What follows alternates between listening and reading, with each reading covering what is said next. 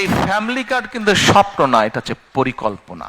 এই টাকাটা বা সহযোগিতাটা যদি বাবার হাতে যায়, বাবা ওই পাড়ার চায়ের দোকানে গিয়ে গল্প গুজব করে বন্ধু বান্ধবের টাকাটা উড়িয়ে দেয়। এটা আমার কথা না, এটা রিসার্চ কথা। ভাইরা আমার উপরে কিছু মাইন্ড করেন না আপনারা। আচ্ছা, তা এখন আমরা সেই জন্য মায়েদের হাতে এটা দিতে চাই। আসুন এবার ফ্যামিলি কার্ডটি কি আমরা সংক্ষেপে বিবেচনা করি, দেখি আমরা। এটি আমরা যে ব্যাংক কার্ড ব্যবহার করি, এটি ব্যাংক কার্ডের মতন একটি কার্ড। এখন এই কার্ডটি আমরা কাকে দেব? এই কার্ডটি আমরা দেব বাংলাদেশে এই মুহূর্তে অ্যাভেলেবল যত ডাটা আছে, সেই ডাটার ভিত্তিতে আমরা দেখেছি বাংলাদেশে 4 কোটি পরিবার আছে। সেটি আমার পরিবার, আপনার পরিবার, একজন কৃষকের পরিবার, একজন ইমামের মসজিদের ইমাম সাহেবের পরিবার, একজন প্রাইমারি স্কুল শিক্ষকের পরিবার, একজন ক্ষুদ্র মুদির দোকানদার, একজন রিক্সা চালক, ভ্যান চালক, যেভাবেই আপনি ধরেন বাংলাদেশে 4 কোটি পরিবার আছে। আমরা প্রথমে এই কার্ডটি দেওয়া শুরু করব গ্রাম থেকে, যারা মোর ডিজার্ভ করে। আচ্ছা, এই কার্ডটি আমরা দিব পরিবারের যে গৃহিণী, পরিবারের যে কর্ত্রী বা হাউস ওয়াইফ, আমরা তাকে এই কার্ডটি দেব। আচ্ছা, আস্তে তালি পরে তালিয়া পরে কার্ডটি আমরা তাকে দেব। দেখুন, দেশনেত্রী বেগম খালেদা জিয়া দেশের অর্ধেক যে নারী সমাজ, তাদেরকে উনি শিক্ষার আলো পৌঁছে দিতে চেয়েছিলেন।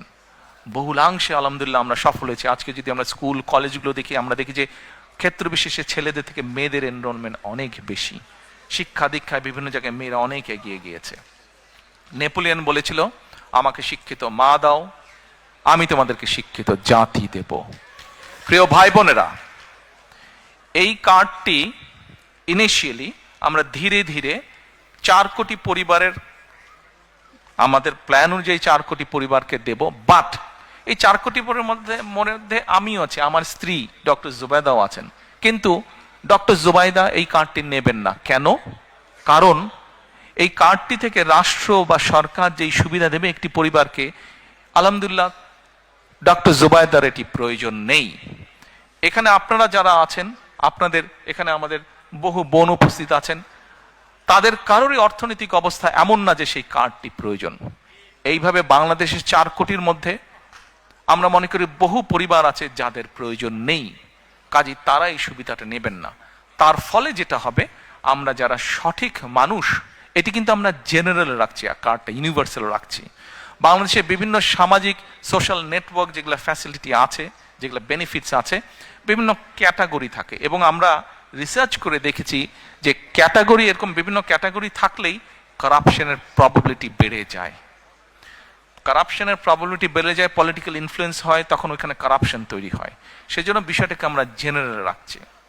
আচ্ছা, এই কার্ডটি আমরা মহিলাদেরকে দেব। আমরা এর মধ্যে কতগুলো 10টা স্পট, সরকারের কিছু নিয়ম আছে, আপনি হুট করেই চালু করতে পারবেন না, পাইলট প্রজেক্ট করতে হয় সরকারকে। RICL TMX, যুগের পর যুগ স্থাপনা থাকে মজবুত। এই কার্ডটির মধ্যে আমরা 2টো উপায় রেখেছি। 2 থেকে 2,500 টাকা পর্যন্ত আমরা কিছু মহিলা বা পরিবারকে বা হাউসওয়াইফকে আমরা দেব, আর 2,500 টাকার সম পরিমাণ খাদ্য সহায়তা আমরা দেব। পাইলট প্রজেক্টের মাধ্যমে আমরা দেখব যে 3 থেকে 6 মাস যে কোন পরিবারগুলোর কতটুকু উন্নতি হচ্ছে, কিভাবে পরিবর্তন হচ্ছে। যেটা বেটার হবে, যদি ক্যাশে বেটার হয় আমরা ক্যাশ দেব, যে যদি খাদ্য সহায়তা দিয়ে বেটার হয় তাহলে আমরা খাদ্য সহায়তা দেব। এই কার্ডের আপনারা হয়তো কেউ জিজ্ঞেস করতে পারেন যে ভাই, দলের লোকজন দিয়ে করলেন, তাদের রিসার্চ আর কতটুকু কারেক্ট হবে? এখানেই ভুল। শুধুমাত্র দলের লোক দিয়ে আমরা রিসার্চ করিনি। এই সবের কাজে, এই ধরনের কাজে যারা এক্সপার্ট আছেন, এক্সপার্টিজ আছেন, যারা প্রফেশনালস আছে, এরকম একটা টিম দিয়ে আমরা এই কাজটি তৈরি করেছি। এবং এটার বাজেট কোথা থেকে কিভাবে আসবে সেটিও আমরা, বাজেটের যে সকল কাগজপত্র পাবলিক ডকুমেন্ট হিসেবে উপস্থিত আছে, সেখান থেকে আমরা সবকিছু বের করেছি কিভাবে আমরা এগুলা চালু করব। কাজে ওই প্রাইমারি কাজগুলো আমরা শেষ করেছি। এখন এটা লক্ষ্য বা উদ্দেশ্য কি, কেন আমরা করছি, আসেন আপনি চিন্তা করে দেখুন। একজন কৃষক বা একজন মসজিদের ইমাম সাহেব বা মুয়াজ্জিম সাহেব, তার পরিবারের হাতে যখন আপনি এই কার্ডটি দিবেন, প্রথম 6 মাস কিছু হবে না, প্রথম 2 বছরও কিছু হবে না, 3 বছরও কিছু হবে না, বাট 5 বছরের মাথায় গিয়ে কি কি পরিবর্তন হবে সেটা একটা চিত্র আপনাদের সামনে আমি তুলে ধরি, একটা পিকচার তুলে ধরি। সেই পিকচারটি কি? সেই পিকচারটি হচ্ছে, রিসার্চ বলে, এখানে ভাইদের সংখ্যা বেশি, দয়া করে কেউ মাইন্ড করবেন না আমার উপরে, যে কথাটি আমি এখন বলতে চাচ্ছি দয়া করে কেউ মাইন্ড করবেন না আমার উপরে, বাট এটা আমার কথা না, এটা রিসার্চের কথা। রিসার্চ কি বলে, যখন পরিবারের স্ত্রীর হাতে আপনি একটা অর্থনৈতিক সহযোগিতা দিবেন, স্ত্রী তখন কি করে, এই সুবিধাটা সে তার সন্তানদের লেখাপড়া এবং স্বাস্থ্যের পিছনে প্রথমে সে খরচ করে। রিসার্চ বলে এই টাকাটা বা সহযোগিতাটা যদি বাবার হাতে যায়, বাবা ওই পাড়ার চায়ের দোকানে গিয়ে গল্পগুজব করে বন্ধু বান্ধবের টাকাটা উড়িয়ে দেয়। এটা আমার কথা না, এটা রিসার্চ কথা। ভাইরা আমার উপরে কিছু মাইন্ড করেন না আপনারা। আচ্ছা, তা এখন আমরা সেই জন্য মায়েদের হাতে এটা দিতে চাই।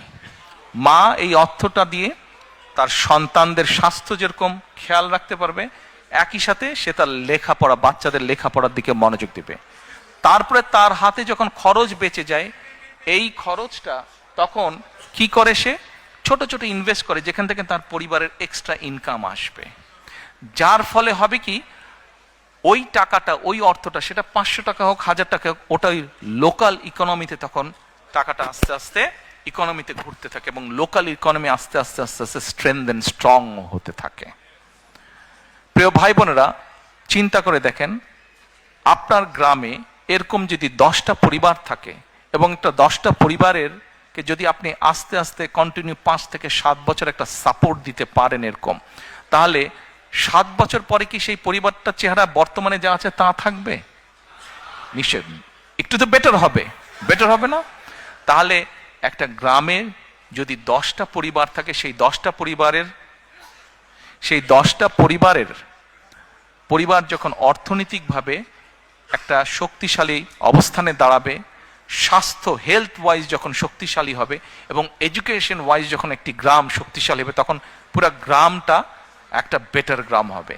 এইভাবে গ্রাম, এইভাবে উপজেলা, এইভাবে জেলা, এইভাবে বিভাগ, এভাবে সারা বাংলাদেশ এক সময় গিয়ে একটা স্ট্রেংথেন অবস্থায়, শক্তিশালী অবস্থায় দাঁড়াবে।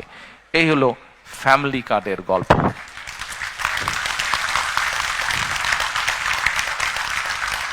এই ফ্যামিলি কার্ড কিন্তু স্বপ্ন না, এটা হচ্ছে পরিকল্পনা, এবং ইনশাল্লাহ এই পরিকল্পনা আমরা বাস্তবায়ন করব। আমরা যদি 4 কোটি পরিবারের অন্তত 30 to 40% কাছে রিচ করতে পারি, তাহলেও ইনশাল্লাহ বাংলাদেশের চেহারার একটা বিরাট পরিবর্তন হবে। আমাদের লক্ষ্য কাউকে মিলিয়নিয়ার বানানো না, কিন্তু আমাদের লক্ষ্য বাংলাদেশের 4 কোটি পরিবারের প্রত্যেকটি পরিবার যেন সুন্দরভাবে, ডিসেন্ট ভাবে বেঁচে থাকতে পারে, দাঁড়াতে পারে। এটি হচ্ছে আমাদের লক্ষ্য।